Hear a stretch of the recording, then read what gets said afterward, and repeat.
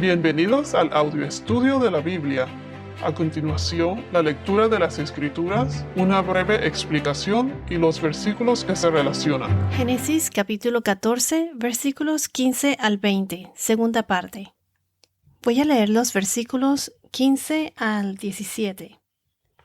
Por la noche, él con sus siervos organizó sus fuerzas contra ellos y los derrotó y los persiguió hasta Oba, que está al norte de Damasco. Y recobró todos sus bienes, también a su sobrino Lot con sus posesiones, y también a las mujeres y a la demás gente. A su regreso, después de derrotar a Kedorlaomer y a los reyes que estaban con él, salió a su encuentro el rey de Sodoma en el valle del Sabe, es decir, el valle del rey. Estos son los versos que hemos visto hasta ahora. Entonces Abraham salió a rescatar a Lot, a su sobrino, y Dios le dio la victoria a Abraham. Y después, ¿qué pasó a su regreso? Dos reyes que fueron rescatados junto con Lot se encontraron con Abraham. Vemos que la misión principal de Abraham fue el de rescatar a Lot, a su sobrino Lot y su familia. Y Lot no fue el único que fue beneficiado al Abraham ser victorioso del ataque, pues también los reyes de los otros territorios. Entonces, dos reyes fueron a encontrarse con Abraham, el rey de Sodoma y Melquisedec, el rey de Salem. Vayamos al verso 18. Dice, y Melquisedec, rey de Salem, sacó pan y vino. Él era sacerdote del Dios Altísimo. ¿Quién fue Melquisedec? Vamos a ver también qué es lo que significa Salem y también el significado del nombre de Melquisedec. Vamos a enfocarnos en quién fue Melquisedec y luego en lo que hizo, o sea, en su interacción con Abraham. Se dice que Melquisedec es comparado con Jesucristo, nuestro Señor. Algunos teólogos piensan que es Jesús preencarnado. Esto es lo que le llaman como una cristofanía. Cristofanía es una aparición de Jesús preencarnado o después de la crucifixión. También se dice que Melquisedec es un tipo de Jesús, como una tipología. Melquisedec es una persona misteriosa, porque su genealogía es un misterio, ya que no ha sido revelado en la Biblia. En mi opinión, no pienso que Melquisedec es Jesús preencarnado, no pienso que es una cristofanía. Definitivamente fue real, porque fue el rey de Salem, y pienso que definitivamente es un tipo de Jesús. Y ya les voy a explicar por qué no pienso que es Jesús preencarnado o una cristofanía, pero sí definitivamente un tipo de Jesús. Primero que todo, ¿qué es una tipología? Les voy a leer la definición. La tipología bíblica es la figura de alguna realidad espiritual futura preparada por inspiración divina. Lo que quiere decir es que son proféticas. Voy a repetirlo. La tipología bíblica es la figura de alguna realidad espiritual futura preparada por inspiración divina. Lo que quiere decir es que son proféticas. Entonces, hay tipos y antitipos. Los tipos en la Biblia es una clase de simbolismo, una figura que representa algo. Es una persona o cosa en el Antiguo Testamento que representa a una persona o cosa en el Nuevo Testamento. Por eso cuando dije anteriormente que Melquisedec es como un tipo de Jesús, pues a esto me refiero. Se deriva de la palabra tupos en el Nuevo Testamento griego. El antitipo es el cumplimiento de una verdad revelada anteriormente en la Biblia. El antitipo es el cumplimiento de una verdad revelada anteriormente en la Biblia. Por ejemplo, el Nuevo Testamento es un antitipo prefigurado en el Antiguo Testamento. O sea que un tipo es una verdad que se ha revelado en el Antiguo Testamento. El antitipo es el cumplimiento de esa verdad revelada en el Nuevo Testamento. O sea que Melquisedec es un tipo de Jesús. Jesús es el antitipo.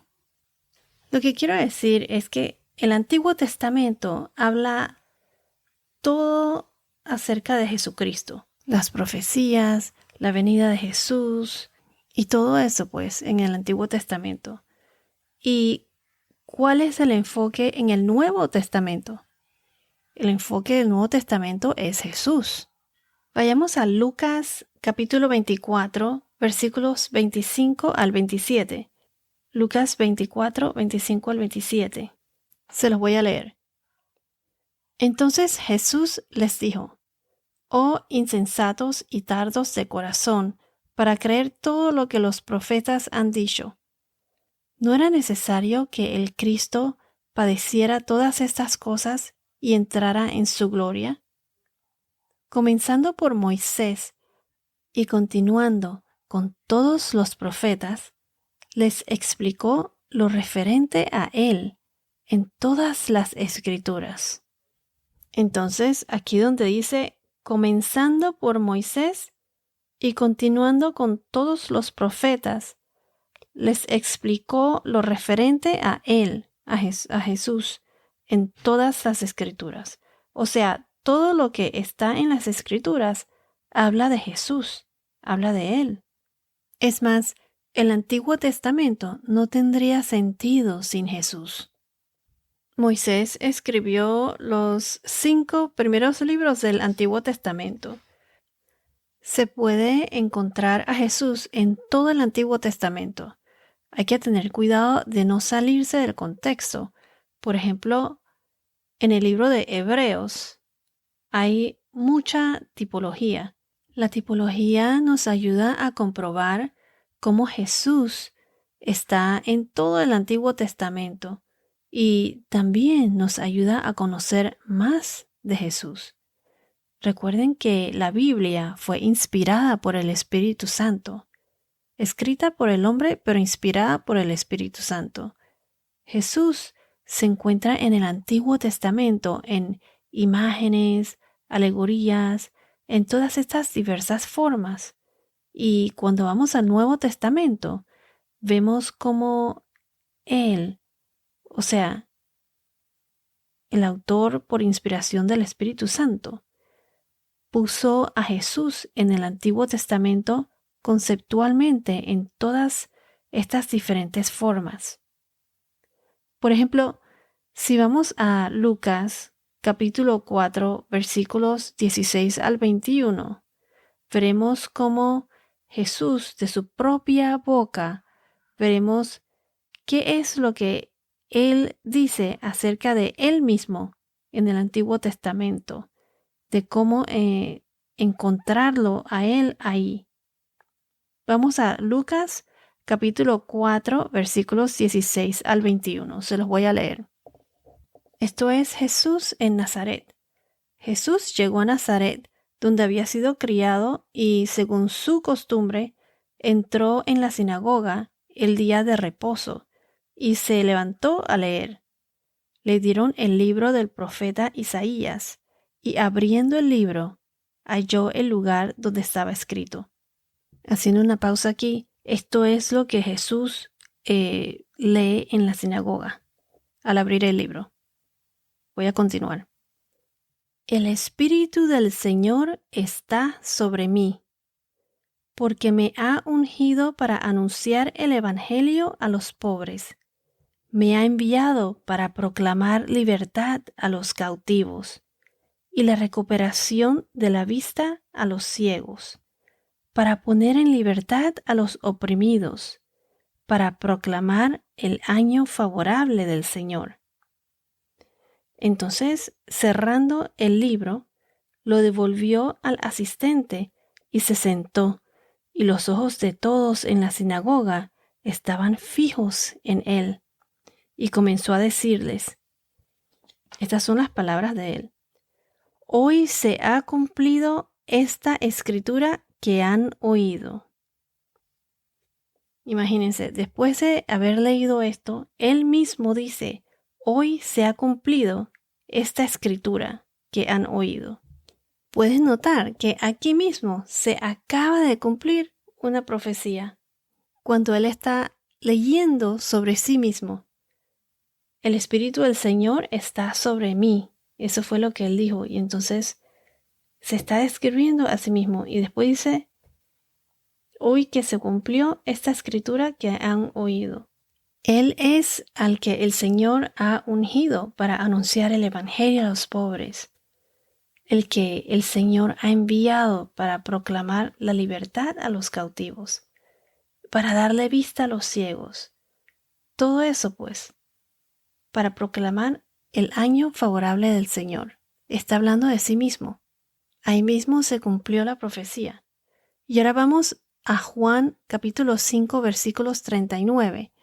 Juan capítulo 5, versículo 39 dice, ustedes examinan las Escrituras porque piensan tener en ellas la vida eterna, y son ellas las que dan testimonio de mí.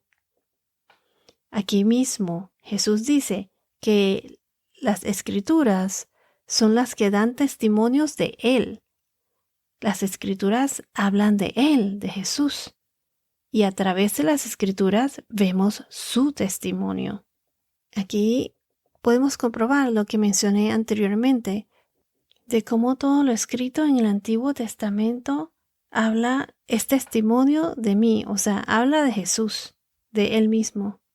Y si continuamos ahí mismo en Juan capítulo 5, versículos 45 al 47, nos dice así, no piensen que yo los acusaré delante del Padre. El que los acusa es Moisés, en quien ustedes han puesto su esperanza. Porque si creyeran a Moisés, me creerían a mí, porque de mí escribió él. Pero si no creen sus escritos, ¿cómo creerán mis palabras? Estas fueron las palabras de Jesús. Y él mismo aquí dice, porque de mí escribió él, refiriéndose a Moisés. De mí escribió Moisés. Moisés escribió de Jesús. Aquí nuevamente explica Jesús que Moisés, uno de los grandes patriarcas en la Biblia, Moisés fue el que escribió los primeros 5 libros del Antiguo Testamento. Dice que porque de mí, o sea, de Jesús, escribió él, Moisés. ¿Han oído del Pentateuco? Pues Moisés escribió lo que se le llama Pentateuco. Penta significa 5 y teuco es como en inglés dice roll o volume, o sea, los rollos en griego. Moisés escribió Génesis, Éxodo, Levítico, Números y Deuteronomio. La palabra en hebreo es Torá, el conjunto de los 5 primeros libros de la Biblia. Torá significa enseñanza, instrucción o ley, de manera que en sus 5 libros se recogen las enseñanzas de Dios al pueblo de Israel. Por ejemplo, en el libro de Hechos, Pedro nos dice cómo el Antiguo Testamento usa a los profetas para hablar de Jesús, sus profecías y todo eso. Se los voy a leer. Hechos capítulo 3, versículos 21 al 26.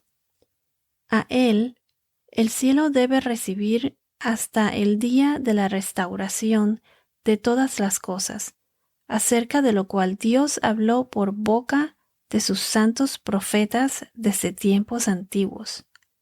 Moisés dijo, el Señor Dios les levantará a ustedes un profeta, como yo de entre sus hermanos. A él prestarán atención en todo cuanto les diga. Y sucederá que todo el que no preste atención a aquel profeta será totalmente destruido de entre el pueblo. Asimismo, todos los profetas que han hablado desde Samuel y sus sucesores en adelante también anunciaron estos días.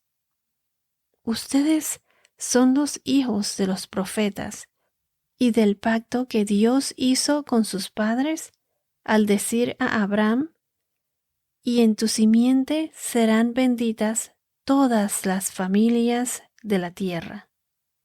Para ustedes, en primer lugar, Dios, habiendo resucitado a su siervo, lo ha enviado para que los bendiga, a fin de apartar a cada uno de ustedes de sus iniquidades.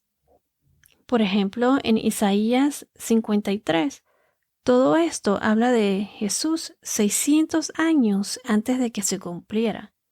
Y así sucesivamente habla de Cristo Jesús. Y lo más asombroso, como lo acabo de leer, es que lo escrito en el Antiguo Testamento fue mucho antes de que Jesús naciera. Evidencia total. Si vamos a Apocalipsis capítulo 19, versículo 10, Apocalipsis 19, 10, aquí el ángel le dice a Juan que no lo adore, que no adora al ángel, que al que hay que adorar es a Dios. Y al final le dice: el testimonio de Jesús es el espíritu de la profecía. Jesús es la clave para entender el Antiguo Testamento. En 2 Corintios capítulo 3 versículo 15 a 16 dice: y hasta el día de hoy, cada vez que se lee a Moisés, un velo es puesto sobre sus corazones. Pero cuando alguien se vuelve al Señor, el velo es quitado. El testimonio de Jesús es el espíritu de la profecía, y el velo ha sido removido. Quiero añadir que cuando hablamos de tipología, hay que tener cuidado porque hay muchas religiones que abusan y crean sus propias doctrinas y tratan de usar tipología y añadir a las escrituras y sacan las escrituras de contexto para reforzar sus doctrinas y así probar o convencer a las personas que es así, pues. La tipología comienza con la teología. Y entonces esta teología que se encuentra en el Antiguo Testamento se refleja en la teología figurativa, en las enseñanzas del Nuevo Testamento. No comienza con enseñanzas o doctrinas fuera de la Biblia, ya sea cartas, documentos o otros libros que no aparecen en la Biblia, y entonces tratan de forzarlos en las Escrituras para poder probar su punto o doctrina, pues, y que no se encuentra por su propia naturaleza en la Biblia. Hay reglas por seguir, o sea, no te dejes engañar de falsas enseñanzas. Muchas veces hay enseñanzas que son aceptadas por los creyentes y cuando uno se pregunta ¿dónde está eso en la Biblia? Entonces comienza uno a buscar y no puede encontrar las respuestas. Es cuando uno se da cuenta de que esas enseñanzas pueden que sean falsas o puede que además empleen el uso de la tipología completamente falso y fabricando y diciendo que no está claro en las escrituras, pero que se figura en la Biblia. Y así es como usan la tipología falsa, pues. Y entonces, ¿en qué respaldan todo eso? Pues lo respaldan por cartas, documentos o libros que se encuentran fuera de la Biblia. Esto es usar falsamente la tipología. Hay que tener en cuenta 3 cosas. Primero, no debe haber una nueva teología o una nueva revelación. Como acabo de mencionar, se comienza con las enseñanzas del Nuevo Testamento, que ya están ahí, reflejadas en forma figurativa en las enseñanzas del Antiguo Testamento. Esas enseñanzas que muchos proclaman que la gente trata de forzarlas en las escrituras son doctrinas que no aparecen en la Biblia y usan tipología como excusa. Entonces tratan de encontrar analogías y usan tipología para respaldar o probar sus falsas enseñanzas. Otro punto que hay que tomar en cuenta es que Jesús es el enfoque, el punto central en la tipología. Es todo acerca de Jesús, como lo mencionamos en las escrituras de Juan que acabamos de leer. Las escrituras es todo acerca de Jesús. Les voy a dar un ejemplo. Por ejemplo, lo que se llama Mariología viola todas estas reglas. María es súper bendecida entre todas las mujeres. No quiero que me malinterpreten. No tengo nada en contra de María. Pero lo que quiero decir es que así como lo que pasó con Moisés y la serpiente de bronce, que estudiaremos más adelante, en donde Moisés anunció que el que mirara a la serpiente sería curado, la serpiente de bronce. Entonces, las generaciones que vinieron después de eso comenzaron a adorar la serpiente de bronce e hicieron un ídolo de eso. Asimismo, generaciones después, como hoy en día, adoran y le rezan a María como idolatría, pues, y comenzaron a añadir más de lo que originalmente aparece en la Biblia usando tipología. Y ese es un problema. Pero bueno, esto es un estudio aparte. Refiriéndome a la Mariología, por ejemplo, ¿se puede encontrar o respaldar esas doctrinas nuevas sin usar tipología? ¿Aparece claramente todo eso en las escrituras? Verán que no.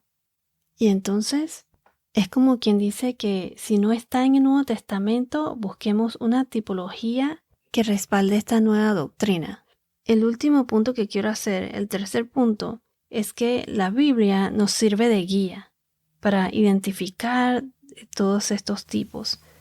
Los versos deben estar respaldados claramente por otros versos en la Biblia, sin estar añadiendo nuevas enseñanzas o nuevas doctrinas creadas por el hombre y tratar de forzarlas en el Nuevo Testamento o el Antiguo Testamento usando tipología.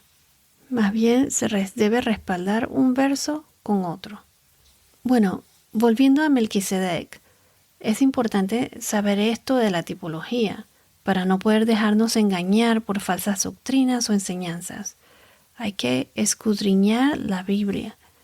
En el próximo podcast continuaremos con Melquisedec y descubriremos muchísimo más. Bueno, esto es todo por ahora. Que tengas un día muy bendecido y hasta la próxima.